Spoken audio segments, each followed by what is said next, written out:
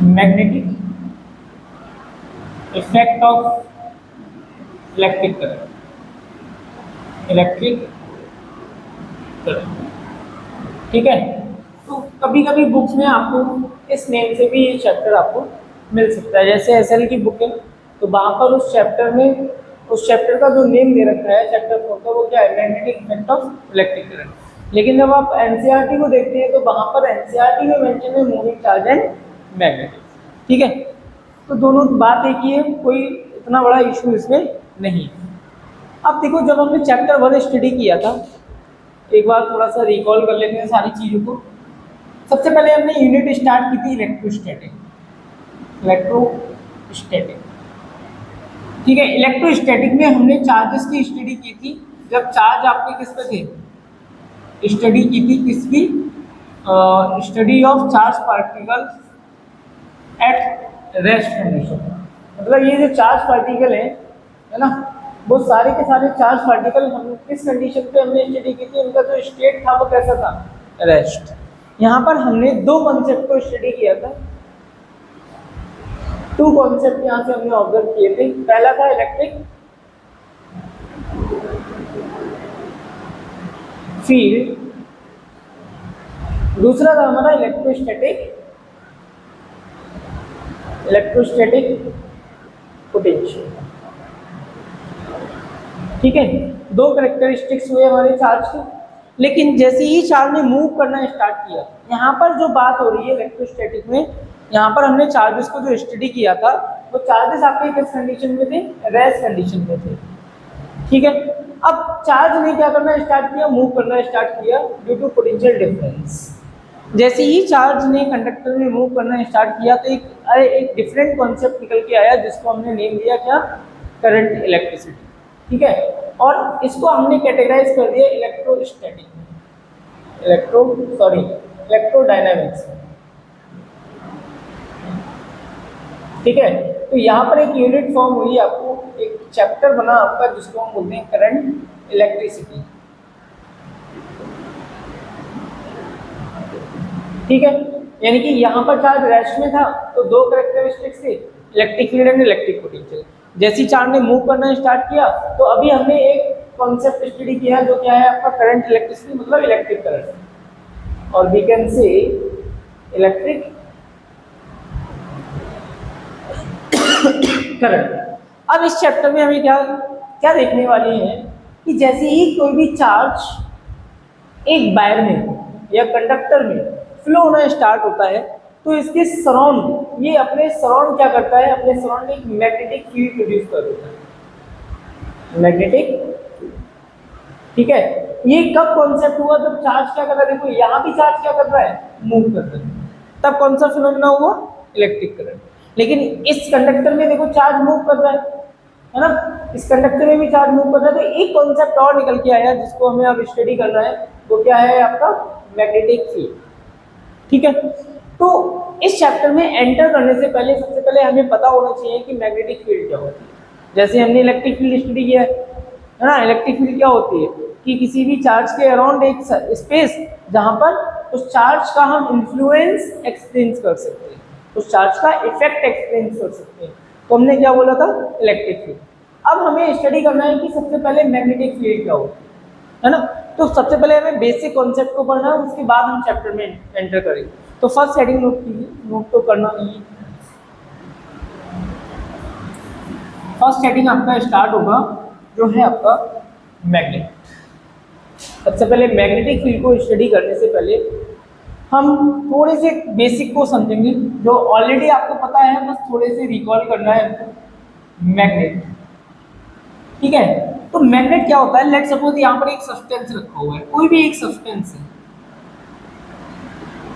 लेकिन इसकी एक प्रॉपर्टी है जो हम 5th चैप्टर में स्टडी करने वाले हैं, मैग्नेट की प्रॉपर्टी।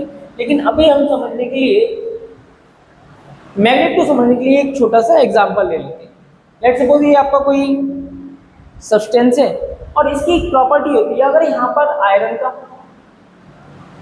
निकेल का, कोबाल्ट का, एक्सेट्रा और भी है, ठीक है, अभी हम सिर्फ आयरन, निकेल, कोबाल्ट की बात कर रहे हैं, तो अगर यहाँ पर छोटे छोटे से पीसेस रखे हुए हैं, इनके आयरन, निकेल, कोबाल्ट के।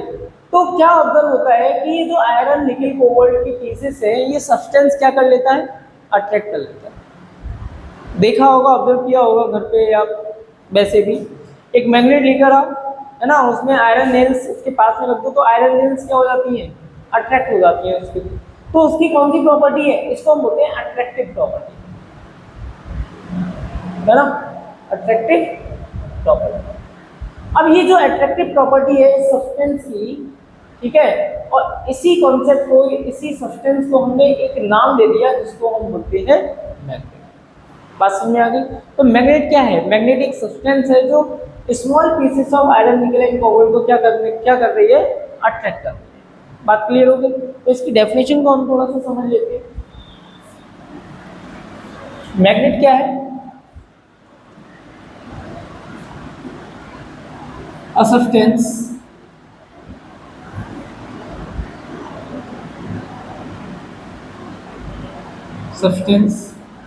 which attract small pieces of iron, nickel and cobalt are called magnet.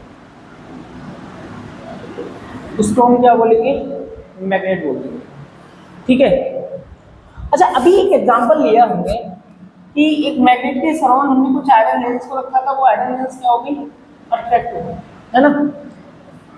तो इसका मतलब क्या है कि अगर मैं किसी भी मैग्नेट के सराउंड कोई भी आयरन या निकल एंड कोबाल्ट को रखता हूँ, अभी मैग्नेट हम नेक्स्ट चैप्टर में स्टडी करेंगे, लेकिन थोड़ा सा आइडिया हमें क्लास 10 से है ना।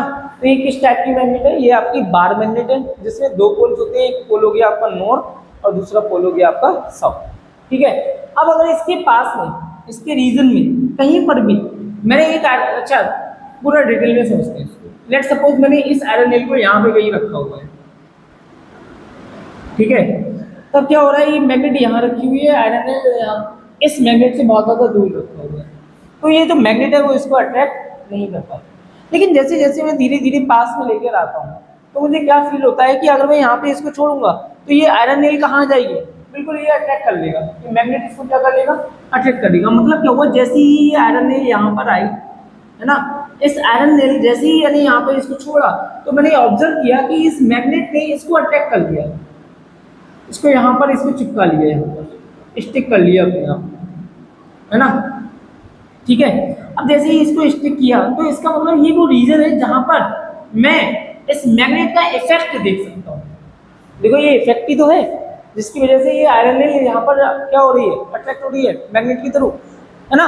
तो अगर मैं इसको सर्कल बना दूँ तो ये क्या हो गया, इस मैग्नेट के सराउंड एक रीजन हो गया, एक स्पेस हो गया, और इस स्पेस में अगर मैं किसी भी मैग्नेटिक मटेरियल को रखता हूँ, जैसे आयरन को लिखूँ, निकल को रखूँ, कोबाल्ट को रखूँ, तो क्या होगा, ये आयरन जो मैग्नेट है वो अपना इफेक्ट क्रिएट करेगा, उसको अपना इफेक्ट क्रिएट करेगा और उनको क्या करने की कोशिश करेगा, अट्रैक्ट करने की कोशिश करेगा, ठीक है। इतना क्लियर हुआ? तो ये जो रीजन है जहां पर हम मैग्नेट के इफेक्ट को एक्सपीरियंस कर सकते हैं, तो दिस स्पेस या this phenomena is known as magnetic. Clear हो गया? ठीक है। तो नेक्स्ट हेडिंग हमारा क्या हुआ, magnetic field.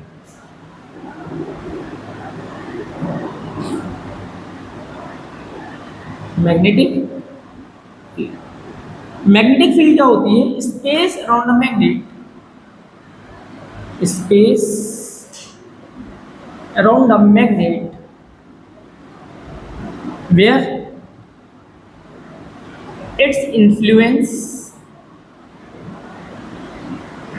can be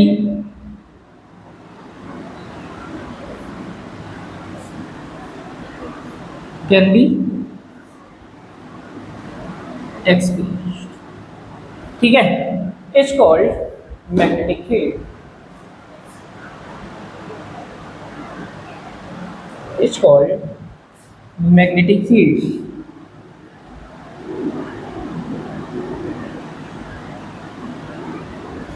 okay, तो अभी तक हमने मैग्नेट को समझा, उसके बाद मैग्नेटिक फील्ड को समझा। अब मैग्नेटिक फील्ड को डिनोट किससे करते हैं? इट इज डिनोटेड बाई, कुछ बेसिक चीजें हैं हम समझ लेते हैं। इट इज डिनोटेड बाई, ताकि आगे हमको चैप्टर में थोड़ी सी हेल्प हो जाए। It is denoted by capital B. किससे नोट करेंगे? कैपिटल बी से नोट, ठीक है भाई। ऑब्वियसली बात है, जब मैग्नेटिक फील्ड है, एक क्वांटिटी है, क्वांटिटी की क्या होगी? कोई ना कोई यूनिट होगी, तो इसकी भी हमने यूनिट डिफाइन कर रखी है ना। जो इसकी यूनिट होती है, its unit is, it's SI unit is Tesla. क्या होगी? टेस्ला। और इसको रिप्रेजेंट किससे करेंगे? सिंबल क्या होगा आपका? T। क्लियर? ठीक है। एक यूनिट और होती है इसकी, जो हम चैप्टर 6 में देखेंगे, है ना। एक यूनिट और होगी, इसको बोलेंगे N, और वेबर पर मीटर स्क्वायर। शॉर्ट में हम लिखेंगे WB पर मीटर स्क्वायर, ठीक है। ये हम देखेंगे चैप्टर 6 में, ये कैसे आया है, ठीक है। ओके, ये होगी टेस्ला, ये हो गया आपका सिंबल।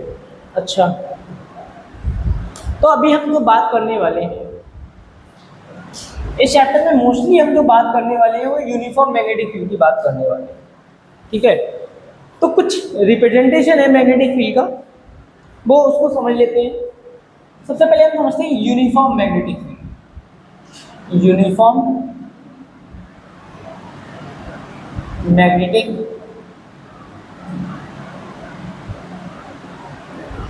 ठीक है।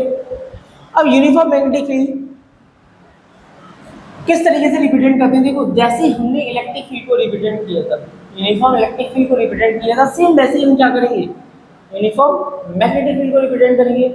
हमने जब इलेक्ट्रिक फील्ड को स्टडी किया था तो हमने ऑब्जर्व किया था कि अगर हर एक पॉइंट पर इलेक्ट्रिक फील्ड की इंटेंसिटी सेम है ना, तो उसको हमने रिप्रेजेंट किया था किससे? पैरेलल लाइंस, ठीक है। तो सिमिलरली जब हम यूनिफॉर्म मैग्नेटिक फील्ड की बात करेंगे, तो यूनिफॉर्म में मैग्नेटिक फील्ड होगी वो आपकी क्या होगी? Parallel lines. इसको हम बोलेंगे यूनिफॉर्म मैग्नेटिक फील्ड, ठीक है।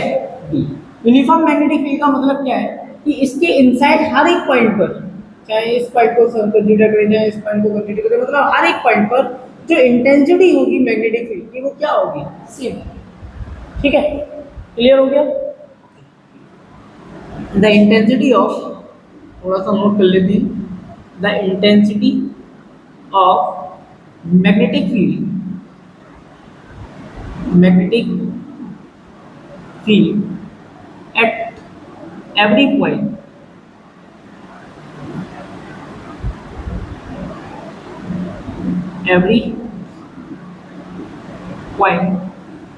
in an uniform magnetic field, uniform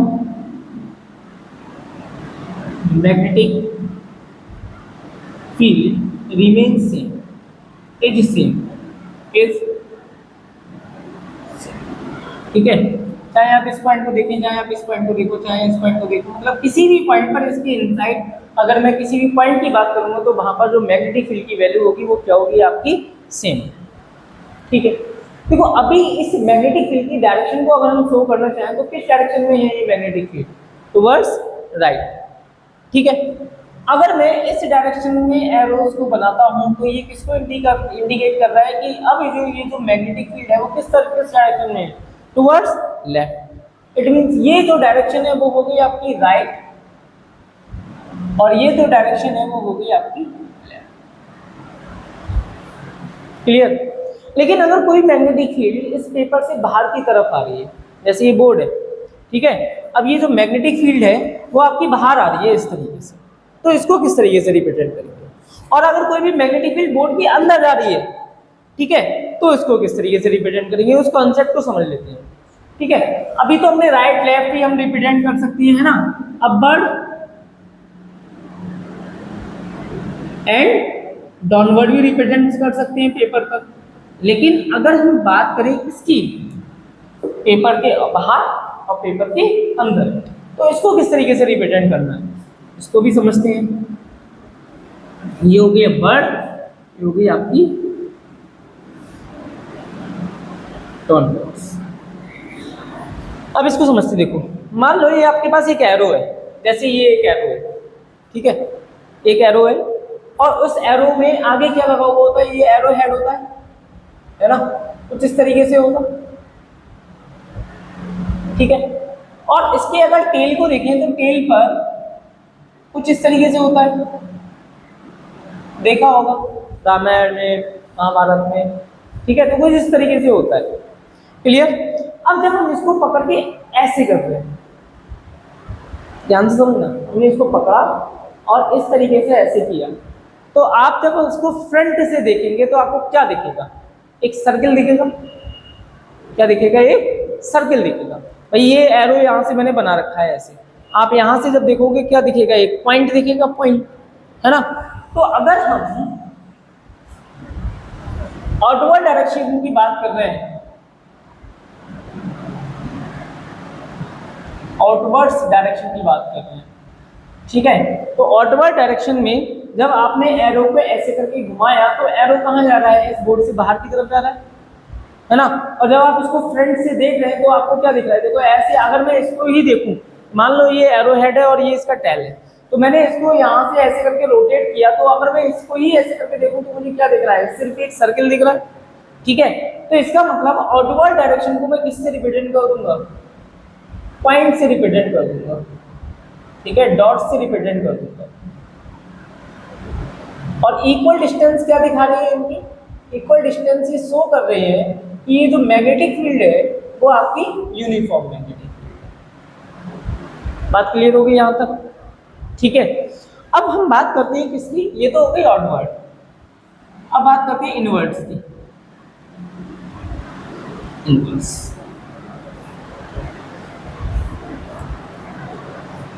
inverse को समझिए तो देखो, अभी हमने क्या किया था, इस एरो हेड को पकड़ के ऐसे करके घुमाया था, तब ये एरो हेड कहाँ जा रहा है, इस बोर्ड से बाहर। लेकिन अब मैं इस टेल को ऐसे करके उठाऊं तो एरो हेड कहाँ है, अंदर की तरफ है ना। जब इस आप एरो हेड को देखोगे तो यहाँ पे जो ब्रशेस लगे हुए है ना, तो वो किस तरीके से दिखाई देगा, कुछ आपको इस तरीके से दिखाई देगा जब आप फ्रंट से देखोगे। इमेजिन करो थोड़ा सा, जब आप इसको पकड़ के ऐसे करके देखोगे तो कुछ क्रॉस इस तरीके से दिखाई देगा, ठीक है। तो ये इस रिप्रेजेंट किसको कर रहा है, ये इनवर्ड डायरेक्शन को रिप्रेजेंट कर रहा है, और सेम डिस्टेंस है हर एक इनवर्ड डायरेक्शन की, क्रॉस की, ठीक है। तो ये रिप्रेजेंट कर रही है किसको, ये रिप्रेजेंट कर रही है यूनिफॉर्म मैग्नेटिक फील्ड। यानी कि आउटवर्ड डायरेक्शन को हम रिप्रेजेंट किससे करेंगे, डॉट से, और इनवर्ड डायरेक्शन को हम रिप्रेजेंट किससे करेंगे, सॉरी, क्रॉस। इतना कॉन्सेप्ट समझ में आ गया, ठीक है। अगर देखो एक चीज और समझ लो, अगर यहाँ पर बी लिखा हुआ है तो ये किसको इंडिकेट कर रही है, डायरेक्शन ऑफ मैग्नेटिक फील्ड, किस डायरेक्शन में, इनवर्टेड डायरेक्शन। अगर यहाँ पे आई लिखा हुआ है तो ये किसको इंडिकेट कर रही है, डायरेक्शन ऑफ करंट। जैसे मान लो कि एक वायर है वो, बट ये है, ठीक है, परपेंडिकुलर टू द बोर्ड, और इसमें करंट किस डायरेक्शन में फ्लो हो रही है, इनटू द बोर्ड, है ना, इनटू द बोर्ड। तो किस तरीके से रिप्रेजेंट करेंगे इसको, तो हमने क्या करेंगे, क्रॉस बनाएंगे और यहाँ लिख देंगे आई। बात समझ में आ रही ना, आगे ये कॉन्सेप्ट आने वाले हैं इसलिए समझा, क्लियर हो गया, ठीक है। अभी हमने मैग्नेटिक फील्ड, है ना, इससे रिलेटेड कुछ कॉन्सेप्ट देखे थे। मैग्नेटिक फील्ड को किससे रिप्रेजेंट करते हैं ये भी समझा, ठीक है। मैग्नेटिक फील्ड की डायरेक्शन को किस तरीके से रिप्रेजेंट करना है वो भी हमने समझा, ठीक है। अब हमको समझना है ऑर्स्टेड एक्सपेरिमेंट।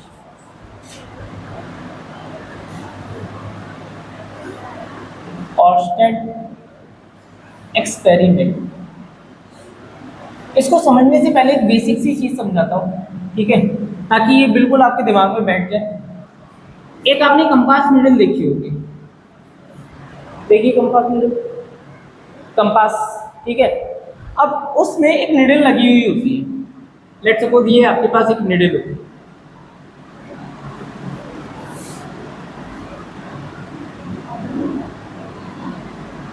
ये नीडल, ठीक है।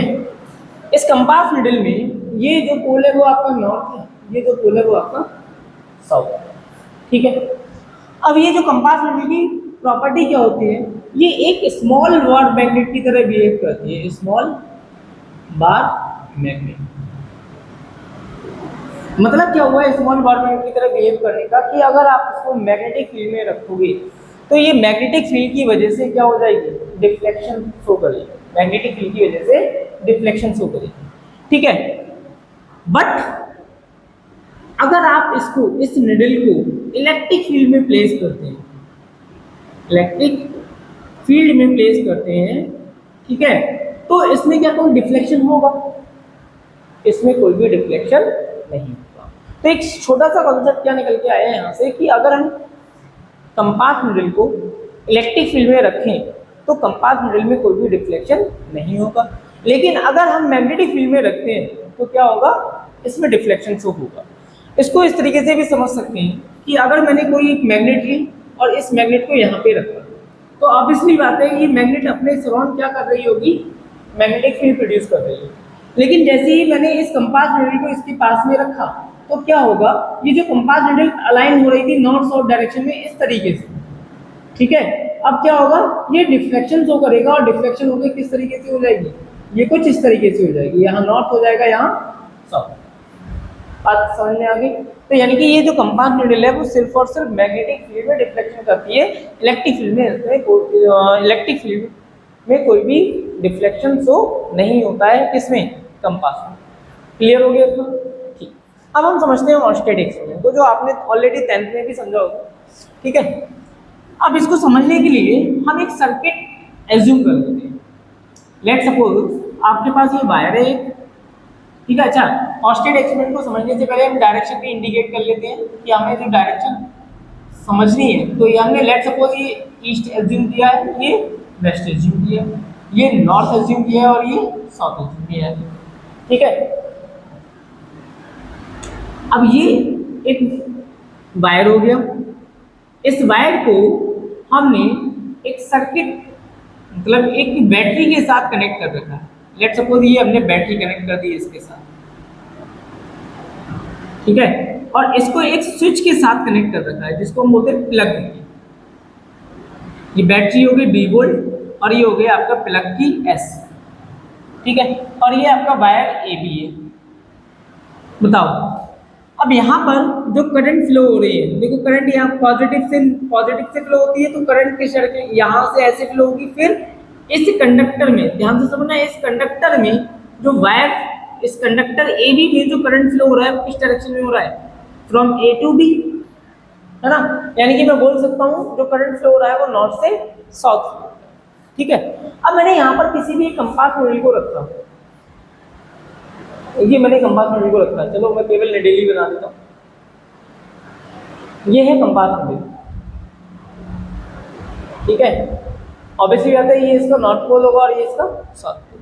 जैसे ही आप कंपास निडल को रखते हैं, देखो अभी लेट्स सपोज ये स्विच ओपन है, ठीक है, ओपन स्विच है, मतलब इस वायर, इस कंडक्टर में, AB कंडक्टर में कोई भी करंट फ्लो नहीं हो रहा है, तब इसका जो ओरिएंटेशन है वो किस डायरेक्शन में, नॉर्थ टू साउथ। लेकिन जैसे ही इसमें करंट फ्लो होना स्टार्ट हुआ, ठीक है, जैसे ही इसमें करंट फ्लो होना स्टार्ट हुआ तो क्या ऑब्जर्व हुआ कि ये जो निडल है वो डिफ्लेक्शन शो कर रही है। किस डायरेक्शन में डिफ्लेक्शन शो कर रही है, देखो ये अभी ऐसी थी, जैसे ही इस वायर में करंट फ्लो हुआ ये कुछ इस तरीके से हो, इसने क्या शो किया, एक डिफ्लेक्शन शो किया। यानी कि मैं इसको कुछ इस तरीके से सिंबल इस तरीके से बना सकता हूँ, यानी कि इस कंपास निडल का जो नॉर्थ पोल है वो किस डायरेक्शन में डिफ्लेक्ट हुआ है, देखो वेस्ट डायरेक्शन। बात समझ में आ गई, नहीं आया भाई, बहुत ही सिंपल सी चीज है कि कंपास निडल डिफ्लेक्शन सब कब शो करेगा, जब वो मैग्नेटिक फील्ड में प्लेस होगा, ठीक है। अब यहाँ पर इस तरीके से समझो कि एक वायर है, एक सर्किट है जिसमें मैंने एक कंडक्टर को प्लेस किया, एक बैटरी कनेक्ट कर दी और एक स्विच कनेक्ट कर दिया, ठीक है। अब मैंने यहाँ पर एक कंपास निडल को रखा हुआ है, ये मेरी एक कंपास निडल है जो ऑलरेडी यहाँ पर नॉर्थ साउथ डायरेक्शन में प्लेस है, ठीक है। जैसे ही इस स्विच को मैं ओपन करता हूँ, मतलब सर्किट को क्लोज करता हूँ, ठीक है, तो क्या फ्लो होना स्टार्ट हो जाएगा, करंट फ्लो में स्टार्ट हो जाएगा फ्रॉम नॉर्थ टू साउथ। ऐसे समझ, north to south current flow में स्टार्ट होगा। अब जैसे ही करंट फ्लो में स्टार्ट हुआ तो ऑर्स्टेड ने क्या ऑब्जर्व किया है, ये जो कंपार्टमेंट है इसके पास में पहले नॉर्थ टू साउथ डायरेक्शन में ओरिएंटेड थी, इसमें क्या हो गया, डिफ्लेक्शन शो हो गया। बात समझ आ रही ना, इसमें क्या हुआ, डिफ्लेक्शन शो हो गया। और ये जो कंपार्टमेंट है पहले ऐसी थी, जैसे ही करंट फ्लो में स्टार्ट हुआ इसने अपनी डायरेक्शन को चेंज कर दिया।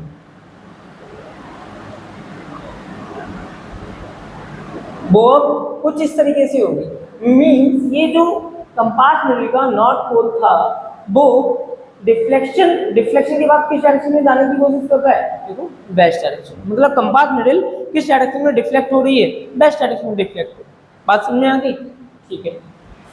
अब ऑर्स्टेड को यहाँ से थोड़ा सा शॉक लगा कि भाई कंपार्टमेंट जो है वो सिर्फ और सिर्फ मैग्नेटिक फील्ड में डिफ्लेक्शन शो करता है, तो यहाँ पर ये जो कंपार्टमेंट है वो डिफ्लेक्शन क्यों शो कर रही है। क्वेश्चन राइज हुआ, ऑर्स्टेड के माइंड में क्वेश्चन चला, तो उन्होंने क्या किया, इस सर्किट को फिर चेंज किया। सर्किट में बैटरी को चेंज कर दिया। पहले बैटरी के टर्मिनल्स को चेंज किया। बैटरी को टर्मिनल्स को चेंज करने क्यों किया, क्योंकि उन्होंने इसमें डायरेक्शन को चेंज कर दिया। पहले करंट फ्लो हो रही थी नॉर्थ टू साउथ, बट अब जो करंट फ्लो होगी वो साउथ टू नॉर्थ, ठीक है। अब इन्होंने जो कंपार्टमेंट पहले ऐसे रखी हुई थी, ठीक है। अब यहाँ पर अभी जो डिफ्लेक्शन होता है, इस फर्स्ट केस में जो डिफ्लेक्शन है वो टुवर्ड्स वेस्ट है, लेकिन जैसे ही डायरेक्शन को चेंज किया है, जैसे ही डायरेक्शन को चेंज किया तो ऑर्स्टेड ने क्या ऑब्जर्व किया कि जो कंपास निडल है वो फिर से डिफ्लेक्ट हो गई, लेकिन अब वेस्ट डायरेक्शन में नहीं हुई है, अब वो किस डायरेक्शन में हुई है, ईस्ट डायरेक्शन, ठीक है। तो यानी कि ये जो कंपास निडल है वो अभी भी डिफ्लेक्शन शो कर रही है, नॉर्थ साउथ, लेकिन किस डायरेक्शन में, ये शो कर रही है वेस्ट डायरेक्शन में और ये शो कर रही है ईस्ट डायरेक्शन, ठीक है। इतना। अब ऑर्स्टेड ने क्या किया भाई, उन्होंने सोचा हो सकता है कि यहाँ पर मैग्नेटिक फील्ड का कोई कॉन्सेप्ट आ गया हो फर्स्ट एक्सपेरिमेंट में, कि यहाँ पर हो सकता है कहीं से मैग्नेटिक फील्ड आ गई हो, ठीक है। लेकिन जब उन्होंने सेकंड एक्सपेरिमेंट किया तो उन्होंने ऑब्जर्व किया अब जो डिफ्लेक्शन है वो अपोजिट डायरेक्शन में, अपोजिट डायरेक्शन में। तो इसका मतलब ये है कि ये जो कंपास निडल है वो किसी भी केवल ऐसे ही डिफ्लेक्शन शो नहीं कर रही है, वो यहाँ पर कुछ ना कुछ हो रहा है जिसकी वजह से ये जो कंपास निडल है वो डिफ्लेक्ट हो रही है, ठीक है। तो उन्होंने एक थर्ड सर्किट बनाया। थर्ड सर्किट किस तरीके से बनाया, अब यहाँ पर जो पहले स्विच को क्लोज रखा था, अब इन्होंने स्विच को कर दिया ओपन, मतलब अब इस वायर में कोई भी करंट फ्लो नहीं हो रही। अब इन्होंने कंपास निडल को रखा, कंपास निडल को रखा तो उन्होंने ऑब्जर्व किया अब इसमें कोई भी डिफ्लेक्शन नहीं है, ठीक है। तो कंक्लूजन क्या निकला कि इस वायर में करंट फ्लो हो रही है और इस करंट फ्लो की वजह से ही ये जो कंपास निडल है वो डिफ्लेक्ट हो रही है, ठीक है। अब उनके माइंड में क्वेश्चन राइज हुआ। क्वेश्चन क्या राइज हुआ कि अगर इसमें करंट फ्लो हो रही है तो इसका मतलब इलेक्ट्रिक फील्ड प्रोड्यूस हो रहा होगा, है ना। एक कॉन्सेप्ट ये मतलब माइंड में ये क्वेश्चन आया होगा कि करंट फ्लो हो रही है तो इसका मतलब एक मैग्नेटिक फील्ड प्रोड्यूस हो रहा होगा, सॉरी इलेक्ट्रिक फील्ड प्रोड्यूस हो रहा होगा। तो उन्होंने क्या किया, एक चार्ज वायर ले लिया, मतलब प्लेट, वही जो आप ऑलरेडी पढ़ चुके हैं, ये पॉजिटिव और ये नेगेटिव, ये पॉजिटिव है नेगेटिव, ठीक है, यानी कि इलेक्ट्रिक फील्ड हो गई। अब इन्होंने इस इलेक्ट्रिक फील्ड में कंपास निडल को रखा, इलेक्ट्रिक फील्ड में कंपास निडल को रखा, तो उन्होंने ऑब्जर्व किया कि इसमें कोई भी डिफ्लेक्शन शो नहीं हो रहा, इसमें कोई भी डिफ्लेक्शन शो नहीं हो रहा है। अब उनका दिमाग में मतलब उन्होंने क्या सोचा कि कंपास निडल में डिफ्लेक्शन तो हो रहा है, लेकिन ये इलेक्ट्रिक फील्ड की वजह से नहीं हो रहा है, किसकी वजह से होगा, फिर एक ही चीज बची, मैग्नेटिक, इसकी वजह से मैग्नेटिक फील्ड। तो यहाँ से कंक्लूजन क्या निकाला ऑर्स्टेड ने कि अगर किसी भी वायर में, किसी भी कंडक्टर में मैग्नेटिक फील्ड करंट फ्लो हो रहा है ना, तो वो अपने सराउंड क्या प्रोड्यूस कर रही है, मैग्नेटिक फील्ड प्रोड्यूस कर रही है, जिसकी वजह से ये जो कंपास निडल है वो डिफ्लेक्शन को शो कर रही है। कॉन्सेप्ट समझ में आया, ठीक है। तो यहाँ पर ऑर्स्टेड का हमें पूरा लिखना नहीं है, हमें सिर्फ कंक्लूजन लिखना है। कंक्लूजन क्या निकला कि when current flowing through the conductor, flowing through the conductor, flowing through the conductor, it produces magnetic field around. ठीक है, this phenomenon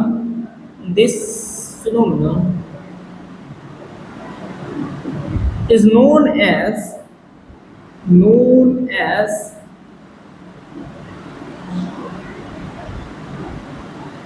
magnetic effect of